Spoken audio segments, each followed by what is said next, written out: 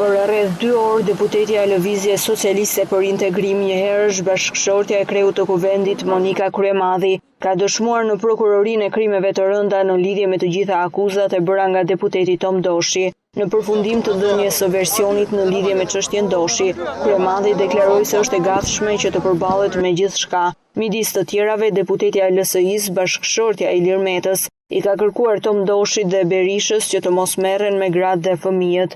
Meqense malsori Tom dhe malsori Sali Berisha merren me gratë dhe me fëmijë, isha në prokurori për të dhënë gjithë shpjegimet e mia rreth ngjarjes dhe jam gati të ballafaqohem në prokurori me Tomën dhe shokët e tij për çdo problem që ai ka.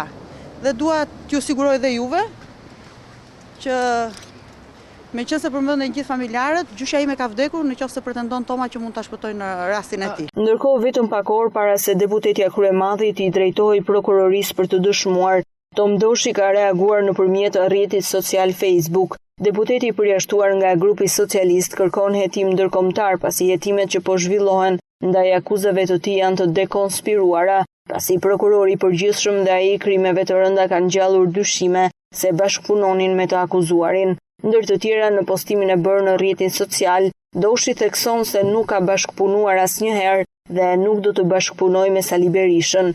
Tom Doshi ka ngritur ndër të tjera dhe dyshime në lidhje me garancinë e dhënë nga shteti për mosarrestimin e Fation Skënderit.